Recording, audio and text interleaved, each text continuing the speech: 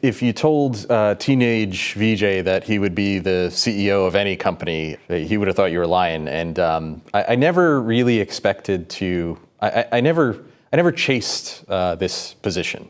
In August of last year, Vermont Public, my organization, got a new CEO, Vijay Singh. He came to us by way of two public radio stations in California, LAist, formerly KPCC in Los Angeles, and most recently, Capital Radio, known as Cap Radio in Sacramento.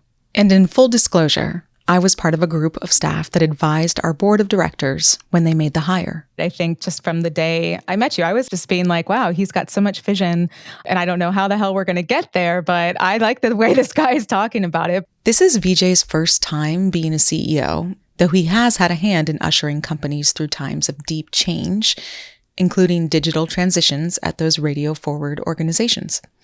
He also learned how to quickly put out some fires in that most recent job as Chief Operating and Content Officer at Cap Radio. Quite frankly, they had really bad financial mismanagement.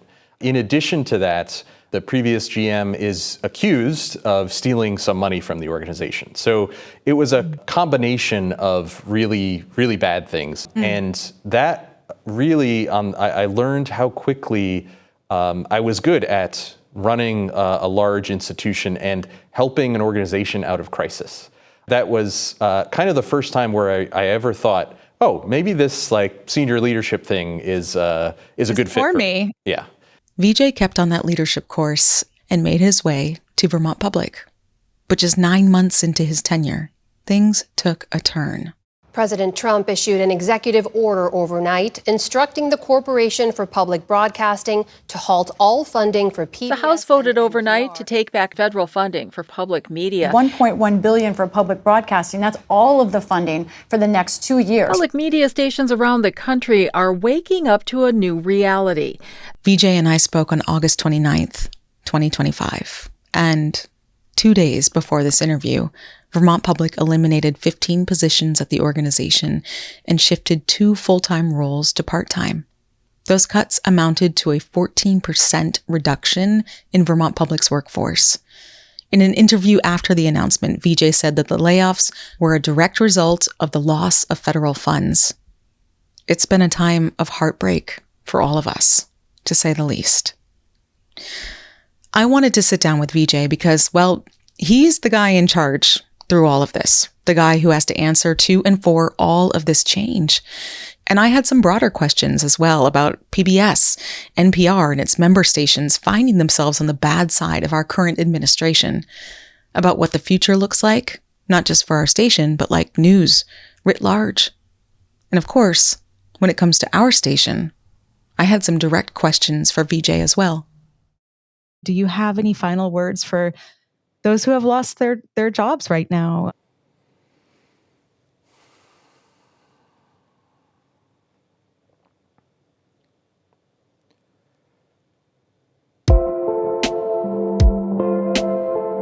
From Vermont Public, this is Homegoings, a show that invites you to eavesdrop on candid conversations with people who will challenge what you think you know.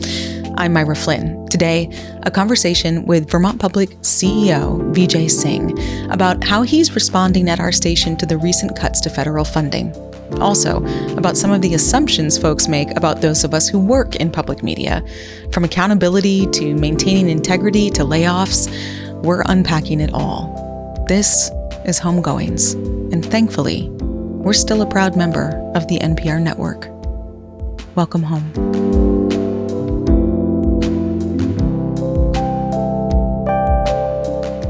Vijay, I just want to acknowledge that it's a really sad time for us right now. Kind of just wanted to start with that. Some of our colleagues have been laid off. They were just laid off 2 days ago, some of whom worked here for a long time, one of whom worked very closely with us on this show. Shout out to James. I thought maybe we could just start with a general check-in. Having to make that decision was one of the hardest things I've ever done in my career, probably the hardest. And understanding, the impact that has on all of our talented and dedicated colleagues is devastating. And yet that's my responsibility to the organization overall. And so I wouldn't have made that decision if we didn't have to, but it doesn't make it any easier, and it doesn't make this moment not just feel awful. We'll be circling back to some more questions I have about that, just in like the larger scope of what's happening for our industry. But first things first, I kind of want to talk about what it is you actually do, because there's this dissonance for me when I think about a CEO. I think about, these corporate conglomerates, and sometimes I'll think about, I don't know, like the influence you could have on company stock. And then we work at this like nonprofit that tells stories for a living and is member funded and is just so, it has such a different model than like what I would think of when I think of a CEO or a corporate CEO. And so I'm wondering, like, what is it you do? How would you write your job description? I mean, I think I'm the ultimate decision maker. So when there's a disagreement amongst teams, I got to make the final call, and so that has many different ripple effects or ways of showing up. So on the shape of the team, on being in terms of our communications, in terms of strategic approach, like long-term thinking in how we are going to maximize the impact of our service. And so it's coordinating the team in that way, all of our staff, but also being the main spokesperson for the organization as well. So in terms of the community connections that we have, stakeholder connections in the community, I'm also sort of first in line and ultimately responsible for those. And then the last thing that I would call out, I mean, there are many other things, but I think one of the most important things is sort of chief fundraiser.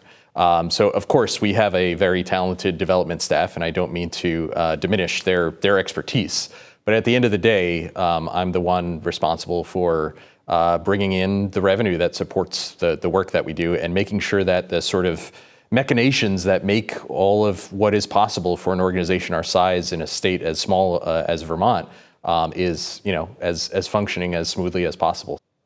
I mean, that doesn't sound unlike some of the more like platitude and like jargon I was using earlier for like a larger corporation. Yeah. How does that show up as different, I guess, or does it even at a place like Vermont Public? Yeah, so I mean, at a nonprofit in general, but especially for public media, Vermont Public, we don't have shareholders, right? So our community are sort of the proxy for our shareholders, and we don't have, we're not looking for the stock price. We're not trying to raise the stock price. And in that sense, I think the job is actually a lot easier, because you're kind of gaming the system when you are trying to increase shareholder value versus actually delivering value for a customer.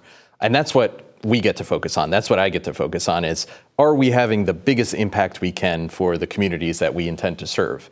And so I think that's a pretty significant distinction between the sort of typical corporate CEO and being the CEO of a place like Vermont Public.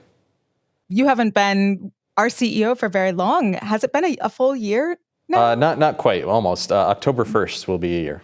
I guess I'm curious, like, how did you land here? What's your trajectory toward being a CEO?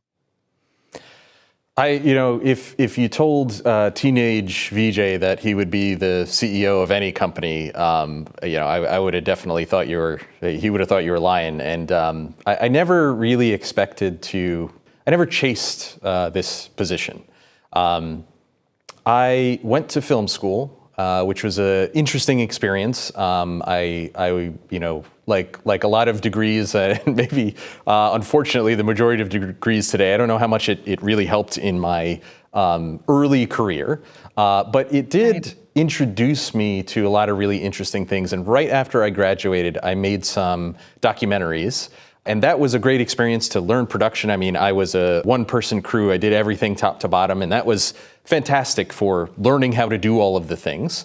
But documentaries, much like today, don't pay very well. And so eventually I had to make some money, and I had always been a digital tinkerer, so making websites and apps and in the early days of the internet. And so I kind of combined my skills for media and my digital sensibility. And eventually I got into public media at KPCC in Los Angeles.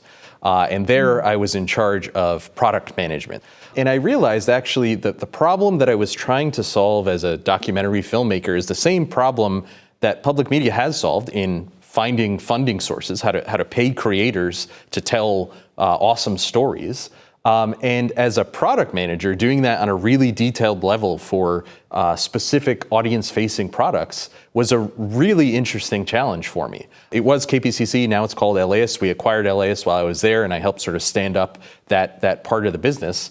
And so I took that knowledge and eventually moved to Sacramento in Northern California for family reasons, but got involved in Cap Radio there. And it was sort of originally tasked to do a similar thing, like help make the digital transformation, help bring product management thinking, human-centered design thinking to Cap Radio. Unfortunately, right when I arrived, Cap Radio kind of exploded. It was a mess. Can tell lots of stories about the summer that I spent there, but really the highlight was I was thrust into a much more senior position than I expected to be in being asked to run the organization after the previous GM was essentially forced to step down.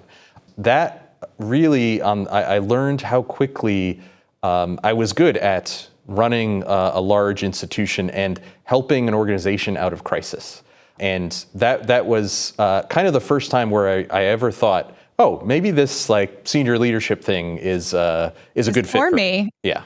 Yeah. I don't think you can use words like explosions and messes without just like, can you give a little, what happened at Cap Radio? I mean, I'm sure we can Google it, but why not hear it from you? Cap Radio has a wonderful page set up for the whole saga, so you can go to their website and read the entire history. But quite frankly, they had really bad financial mismanagement.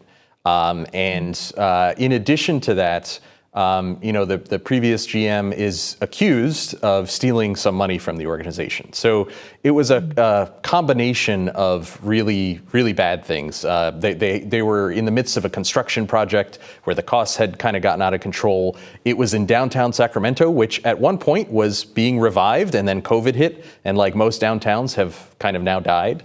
So it was the culmination of so many really bad things.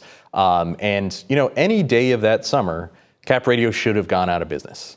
We had a lot of conversations where it was like, it would be better, just more honest to the community. Like we should just close up shop and save what we can and move on. And we figured out a way. And it really was on the back of the community and the dedicated staff that were there. A lot of hard things, a lot of really painful decisions as well there. But now they're back on track. I don't know that I can say that they're thriving, but I mean, it is a completely different situation than it was. And I'm not solely responsible for that. But again, I kind of helped navigate that tumultuous summer for Cap Radio. And then you got the hell out of there and came to Vermont? Is that This opportunity at Vermont Public came up. So, and it really, like, after that space, after a little time away from the Cap Radio experience, I was drawn to it. I was like, this really is, and I'm privileged to be in this position. But this was the first job I ever took because I wanted it, nothing like, not because of anything else other than feeling like I'm a good fit for it and I can see a solution to the problems that exist. Yeah, there's no place I would rather be than at Vermont Public trying to solve the current problems of public media and Vermont Public itself. And then you get here and boom, all of our federal funding is cut. So there's something the universe has planned for you, sir, about like cleaning up messes.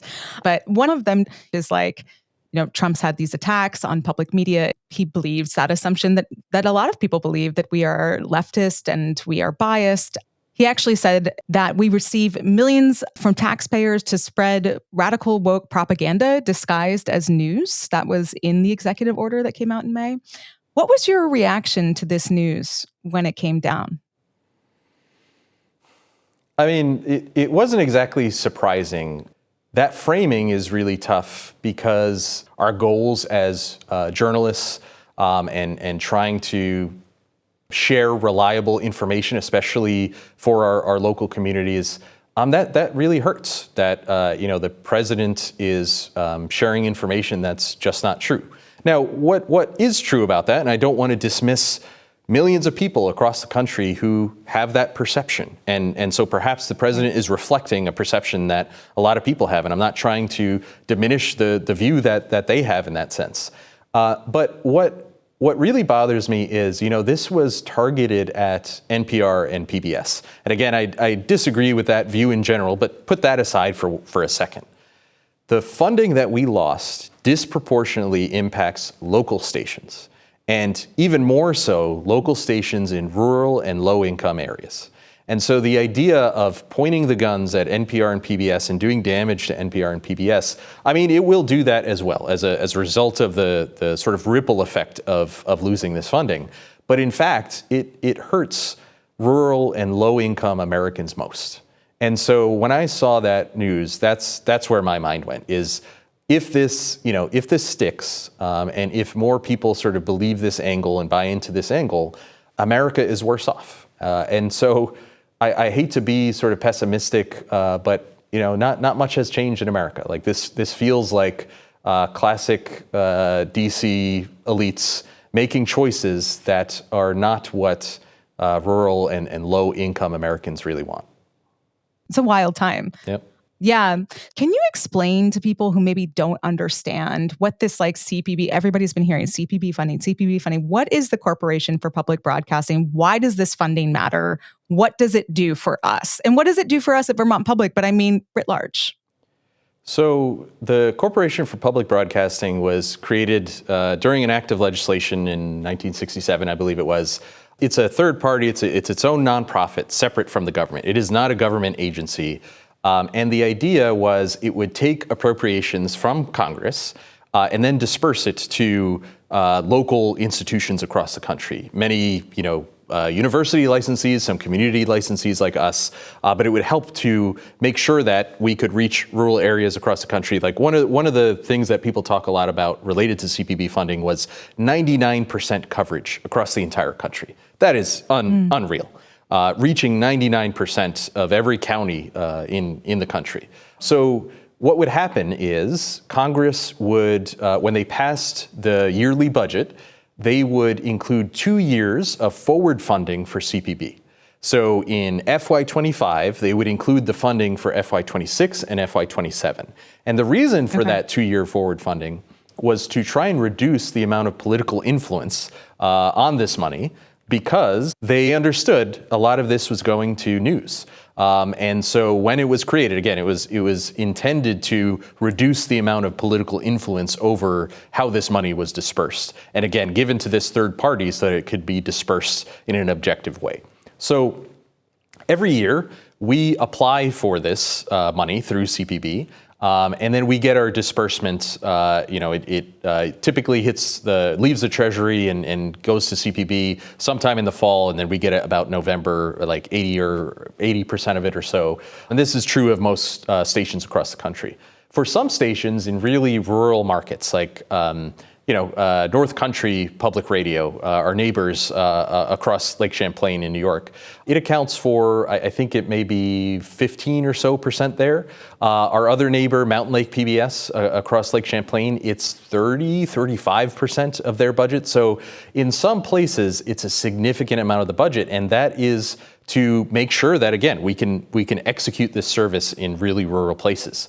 That was true at one point here in Vermont, I believe, and we have done such a good job, and our community has done such a good job in supporting us that it's about 10% of our budget. And we are a bit of an anomaly in the network, because in terms of market size, once you get above like 80, it's really hard to count it, but we're like the 100th market in the country in terms of size. And yet we have an incredible amount of support from members and donors and so on. So the fact that it only makes up 10% of our budget, or made up 10% of our budget, again, is we're a little bit of an outlier given our market size. But that goes to, again, supporting all the different things that we do, from roles, positions in our organization, to the technology that it takes to support something like the emergency alert system, which is something we haven't talked about yet, but the backbone of emergency alerts in the state, and this is, again, true of most public media across the country, we are the sort of backbone of that for the state and for all other entities that share those types of alerts. And so it goes to supporting all of this infrastructure, from staffing to technology to facilities and so on, that allows us to serve our community with free, trustworthy, all the buzzwords about all public the buzzwords. media. Yeah. Can I ask you how much money that is, our 10%? It's about $2 million a year, a little bit over that. And it's like every year it changes a little bit. There's complex calculations in terms of how CPB makes the disbursements. But we would have, this year, we would have expected to get a little over $2 million, which we are no longer getting. Hence the layoffs. Yeah. Yeah.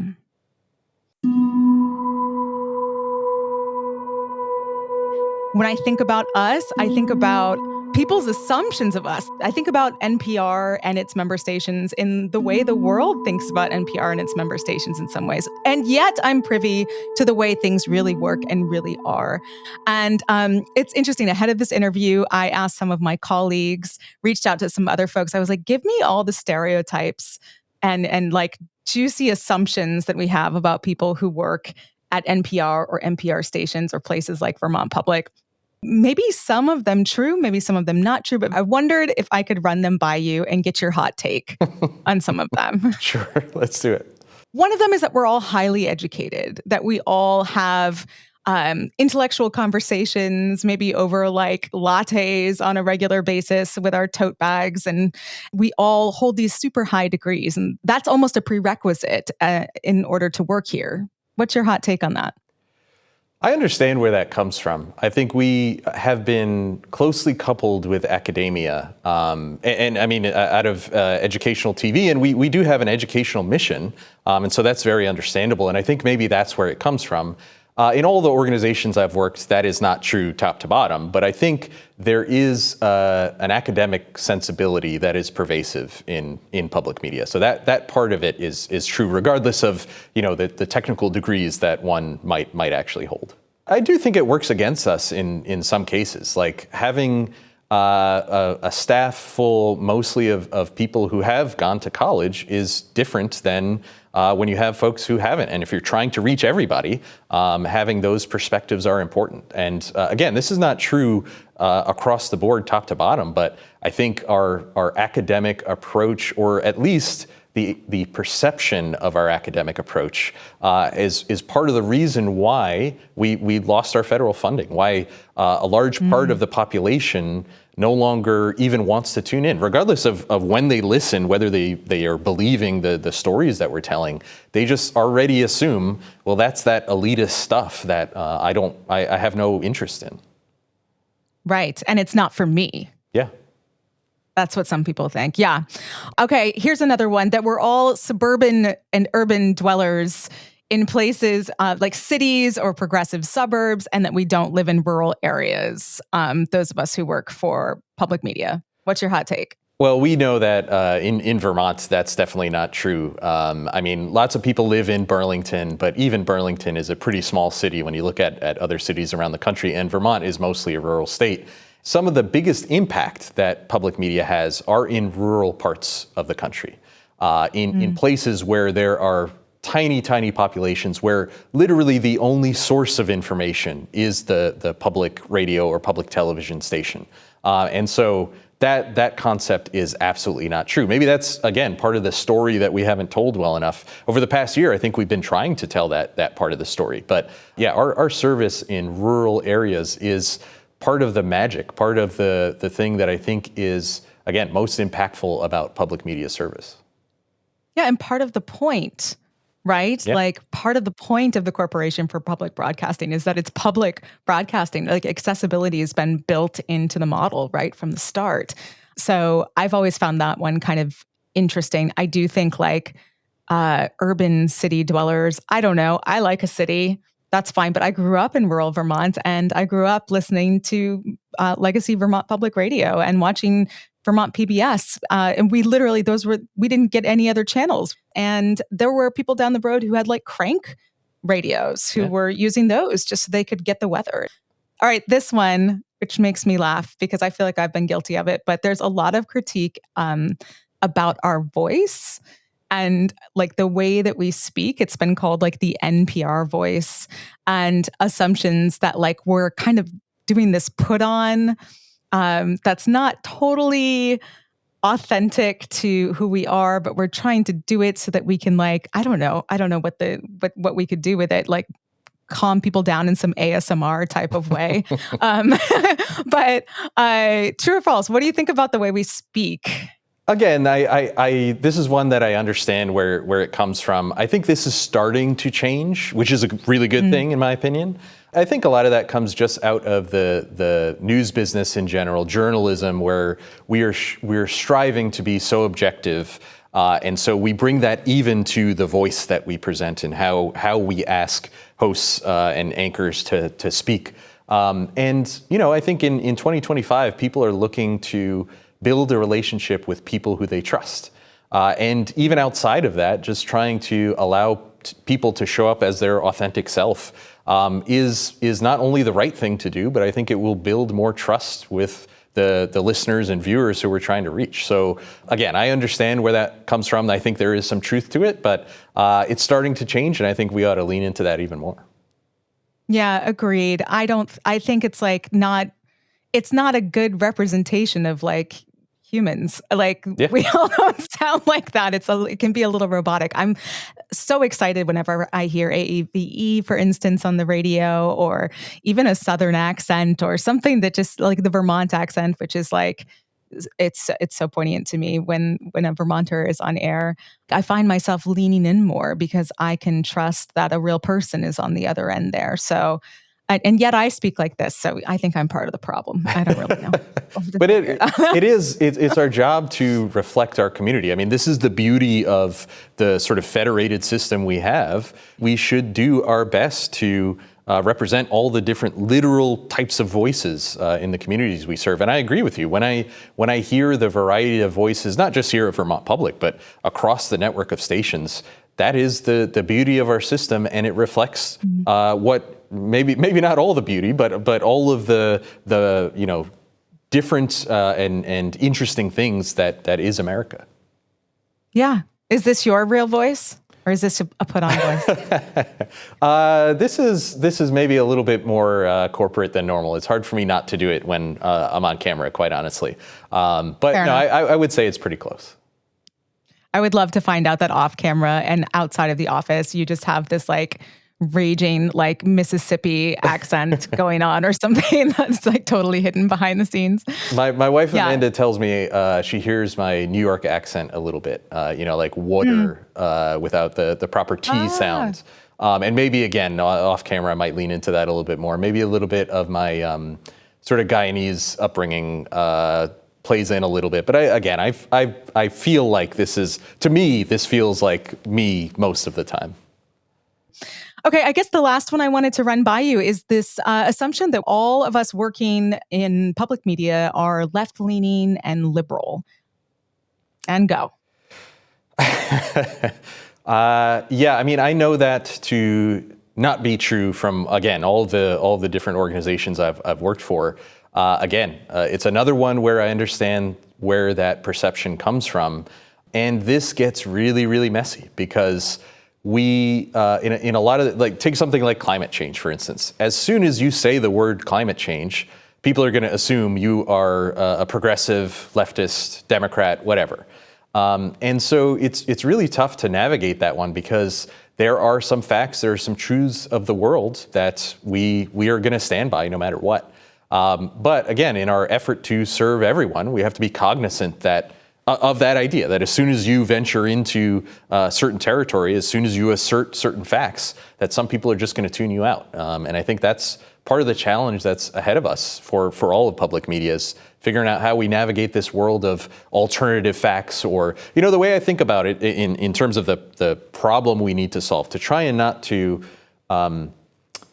give the audience we're trying to reach the benefit of the doubt, not to try and villainize anybody, but really just try and approach it in pure, how do we solve this problem? And I'm only just redefining the problem, so this is not the solution, but it's kind of that idea of like, if a tree falls in the woods and nobody's around to hear it, does it make a sound? And so we can stand with facts, but if we put out the facts and nobody believes it, then what value have we really produced? Right. Have we done our job? Yeah.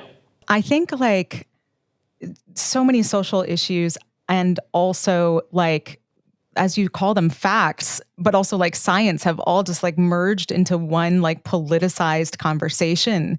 I've watched like race actually get politicized over time in such a massive way. It's one of the communication conundrums I've come across in my life. And for those of us who work in communication for a living, it's really difficult. Absolutely, and I think it only gets worse from here until we have better solutions, and we are going to be a part of that solution. But the Silicon Valley effect, the social media effect, all of the tech giants have built an incredible machine that allows different people to exist in their own realities. And so forget about alternative facts. We have reality fragmentation.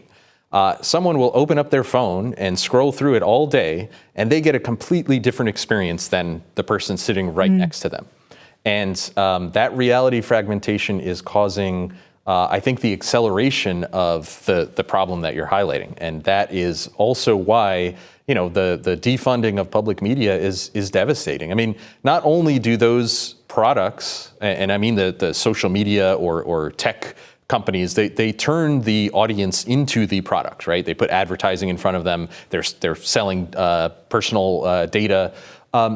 So that's really bad. But also, those things cost money, right? Like a cell phone costs money, an internet plan, a cell phone plan costs money.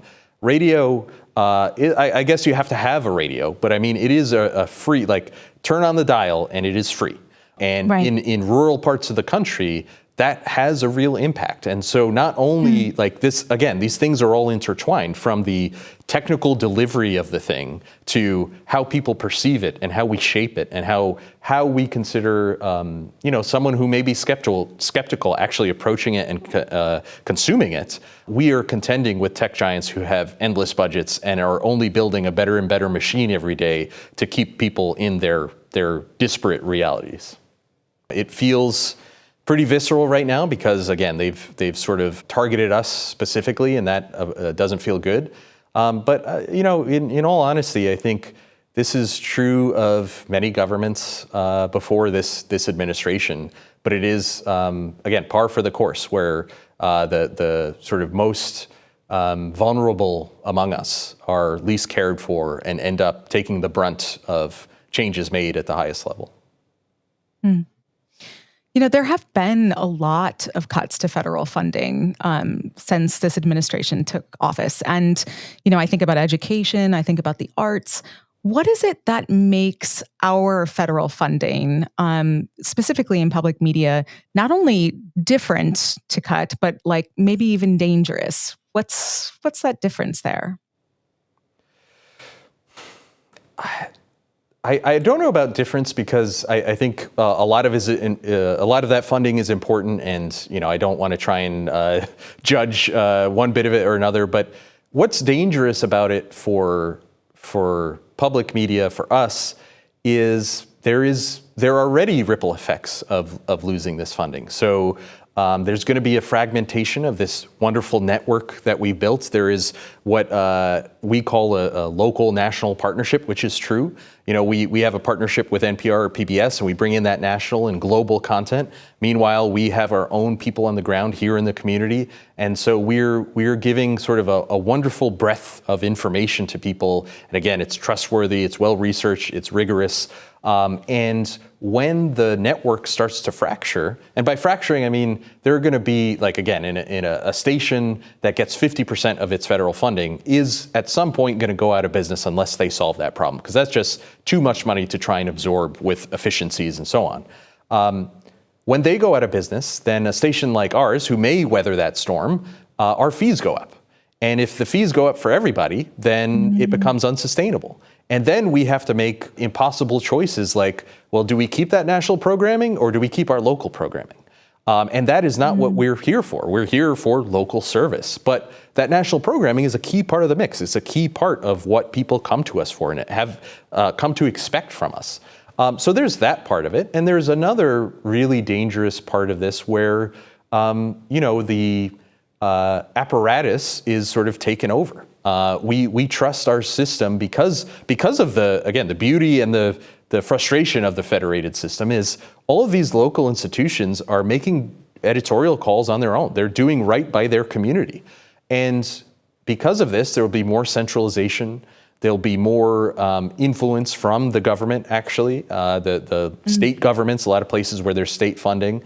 That's going to be really, really difficult to navigate. So we had this, I mean, it's put together with, paper clips and bubble gum, but we had this infrastructure that could support this federated system where local communities are making the decisions on their own. And now all of that is incredibly at risk. There are a lot of people who are trying to solve this problem. Stations ourselves are figuring this out, NPR and PBS, and lots of funders who are coming to the table now. But I think a lot of people, even people who voted for the rescission of our federal funding, really underestimated all of these ramifications. I'm curious now to talk about you and your job here at Vermont Public. What are your plans to keep us healthy? My view in leading teams is to try and give a vision, try and give a direction for us to head, and with just enough specificity that it's easy to understand and we can coordinate, especially at my level as CEO, we can coordinate across a pretty decently sized organization and lots of different teams and lots of different individuals who have all kinds of different tasks, but not so specific that I'm prescribing exactly what the solution is. So I think that's a key element, is to harness the sort of ultimate creative power of everybody who's involved in making this thing what it is. And so to be a little bit more specific, part of that is having a plan on the digital end of things. Part of that is having a plan on the broadcast end of things. And then part of it is, well, this is a lot of change to make at an organization. So how do we do that in terms of supporting our staff itself? And so putting just enough meat on the bone, again, to coordinate all of these things, and then learning along the way. Maybe what I've sketched out for the organization isn't clear enough yet. And so, okay, then I'll take another pass and say, okay, let me, I venture into prescribing solutions a little bit.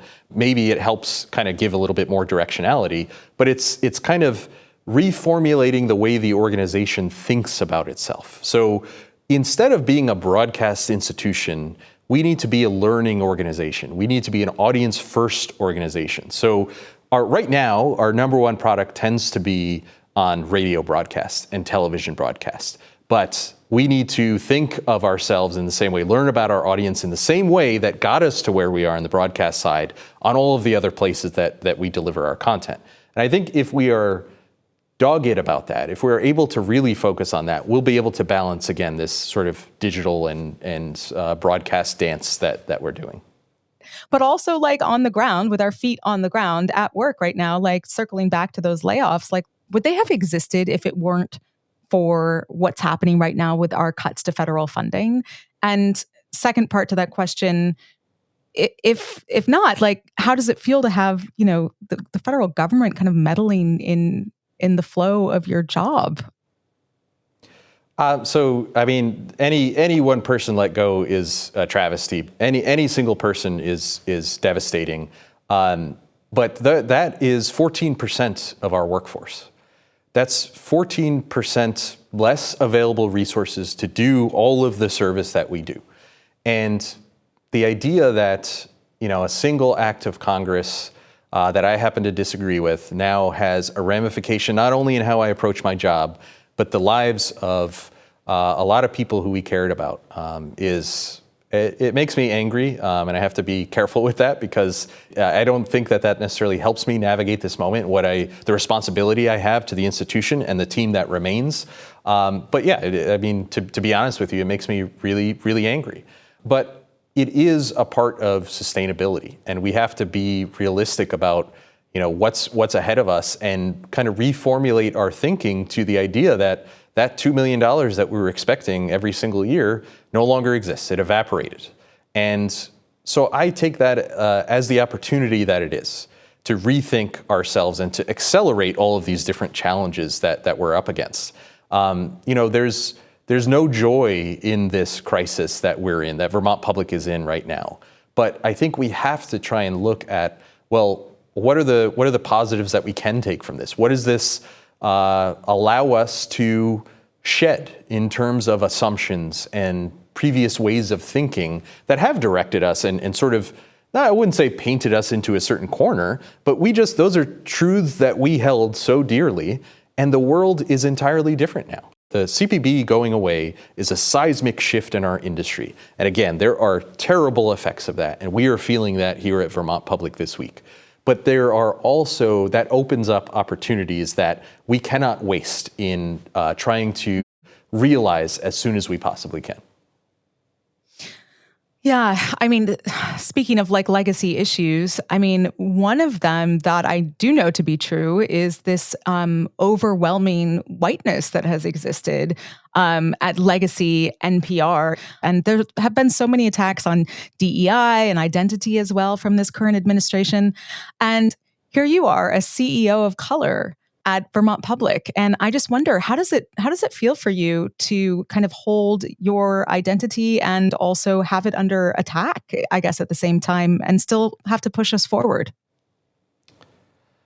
Yeah, I don't even know where to begin because it's such a complex topic. It's honestly a lot of pressure to be a person of color in this industry, but I mean, just in 2025 in general, but trying to, again, find a way to reach people who see, even bringing up the topic of DEI, or even, I know that's become a bad word for some people. Yeah, all dirty words, yeah. right. But even just the idea of being a person of color and what that means in terms of my lived experience and my experience as an American, and still not wanting to turn away people who are not going to approach the conversation just because I bring that up. And that is really a mind meld for me, because I'm not trying to diminish my own identity or anyone else who is a person of color trying to do this work. But again, that's the reality in 2025. And for us to have the impact we want to have, we got to find some way through that. And that I don't have the answer today, but I think that's part of the challenge that we have, and part of the motivation for me. Part of the idea of it's one of the things that fires me up in the morning in not having the solution to that yet. I like really challenging problems, and so as much as that is a pain for me because it is an identity-based thing, it's also I think a really, really interesting challenge. What is the goal with Vermont Public right now when it comes to diversity initiatives, and how does that affect what we put out? I think it starts with inclusivity. So the way I view, I mean, again, taking apart the bad word of diversity, equity, and inclusion, inclusivity is something that we do. Diversity, I think, is sort of the intended outcome of being inclusive, but we need to do it in a way that is structural.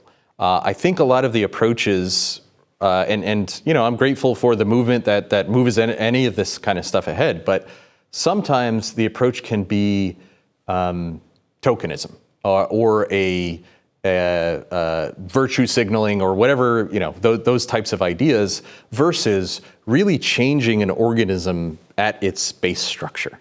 And so that's what we're going to be doing at Vermont Public. We're not where we need to be, but this is a part of our strategy going forward, is to make sure that inclusivity is baked into everything we do. I say sort of stitched into all of the different things that we do, from how we operate as a business to the content we create. But I think that will look different than maybe what some common conceptions are about DEI. Now, we also have to be mindful of the other executive orders and sort of federal law, and how we navigate all of those things. Because it's not just our federal funding. We have FCC license to take care of. We have our nonprofit status to take care of. And all of those things, I think, are in question now when you operate what was known, again, commonly known as DEI. But I don't think, there's any danger in continuing to move forward the idea of having an inclusive workplace that strives to reflect the makeup of its service area, at the very least, in terms of diversity. But it also, I think, accounts for some of the things that have been lacking, like ideological diversity. and things like that. But again, I think it starts with, and this is why, as an organization, one of the values that we've adopted is inclusivity, because that is the thing that we can do to get ourselves to the diversity that I think we hope to see. And the other sort of beneficial effect is equity. And ultimately, again, allowing people to show up as who they really are, and honoring people's lived experience while continuing to deliver all the wonderful, excellent services that we deliver. So your ideal is IDE instead of DEI. And so do you believe that inclusivity, I mean, because these issues that we have are systemic, right? Systemic classism, systemic ableism, systemic racism. And you're talking about changing something at its like core function. Do you believe that inclusivity will solve for these systems that have just been so archaic? That's my approach. I can't promise you it'll work, but that's my bet in terms of a different approach than some other things that haven't yet changed these structures. And again, I'm not trying to be disrespectful of all the great thinking that has gone into the approaches we've seen so far, but they aren't really working as intended. And some work better than others, but on the whole, what we've tried as a society has gotten us into the conundrum that we're in 2025. So I think it's a way we can navigate all the different challenges we're trying to navigate, be truthful about who we are, and do this work earnestly, and try to change the core structures of the system to deal with all of the other structural injustices that we see in society. And so just like the second part of that question, will put to you again, these mandates that are coming down the pike, the changes in DEI and the way you're talking about changing it at Vermont Public, how does it affect what we put out in the world, do you think? I hope we only ever become more inclusive in our service and the types of communities we serve, how we serve different communities. But at the same time, we are protected by the First Amendment, and so there should be no limits on the types of stories we tell and our story choices and so on. So that part of it, I hope. That's the hill I'm willing to die on. You know, the freedom of speech and the freedom of choice we have as creators to tell the stories that we need to tell. Man, if it comes to that, then. I don't know. Then I may be we need another interview. Yeah. Yeah. Interview part 2. Yeah. Okay. Do you ever have days, Vijay, that you're just like, I don't know, CPB funding cuts, sure, but also like people are being disappeared right now in this country. Certain rights are being taken away. Like it is such a time for change, as I've said, and that is a lot of our work. Yeah, the sort of political atmosphere is really worrying, and that certainly contributes to burnout. Also because as part of my job, I kind of have to keep up with the news cycle and so on. But it's invigorating in a certain way to know that the trouble that our industry is facing, to know how bifurcated, how divided our country has become, and what our role should be, what our role is in being a centering institution, in connecting people in Vermont. That, I think, is just such a beautiful thing. And so when I'm really tired, when I'm really frustrated, when I am afraid of what is happening, I tend to come back to that. And I tend to also really rely on the passion that I see in everybody who does this work. And I mean specifically here at Vermont Public, and no disrespect to our colleagues across the country, but it is a really magical thing to see a lot of our work come together in the way that it does in the midst of all of this stuff. So the impact that we can have and the change that we can make in this really chaotic world, and the people who do it and the expertise and passion that they bring, those two things combined, honestly, like whenever my battery is empty, it recharges me pretty quickly. I think it takes, to do this job, it's almost like an obsessive, compulsive, passionate, just like desire to inform, serve, and make change to do this work. And that is, I think, what is most haunting to me about the 13 of our colleagues that we lost the other day, is that a lot of those people felt that same way. Like they were doing this because it was in their soul, right, in their blood. And to have this order kind of come down the pike and just completely obliterate that passion or snuff that passion out, right, on the spot, like at least in your daily work. I mean, so many of us feel so lucky to get to do this work because it's a place to put all of that, where the rest of the people in our lives just think that we're like nutty overthinkers, right, on a regular basis. I guess I just wanted to end by asking you, do you have any final words for those who have lost their jobs right now? Those who are, feeling aimless, or maybe like, I can't believe it was me, or what do I do with all of this grit and this passion now? And am I still of value in these ways? What do you say to some of those folks, including the 13 folks that we lost?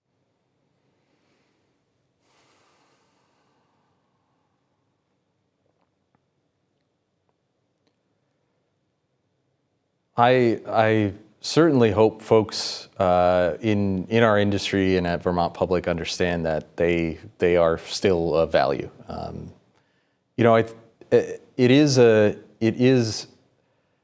job that requires passion and dedication in terms of what we were just talking about, and I think it is part of the magic that is public media. You feel it in the things that we create. And at the same time, I think it is also like the double-edged sword of that is your identity is so closely tied to this work. And True. I know, Facts. yeah, and I know a lot of people like that's how they view this work. And I know that losing your job in public media is extra devastating because of that close tie. And I really hope folks are able to see that they are fully formed human beings outside of this work. And I know that doesn't make it any less painful, any less impactful for folks who have lost their livelihood. And that is, again, just absolutely devastating. But I would hope as a part of the process, folks are able to find something outside of the work, whether it's the next job or something else that allows them to be the human being that they are. And even in that answer, I feel like it's a there are so many things that I am overlooking, being disrespectful of, and so on because of the seat that I sit in and the decisions I most recently made. Yeah. The first thing that comes to mind for me is that I will miss them dearly. Certainly changed my life working with all of them. Thanks so much for joining us. If you want to continue to be a part of the Homegoings family, stay in touch at homegoings.co and subscribe to the Homegoings podcast wherever you listen. Take good care.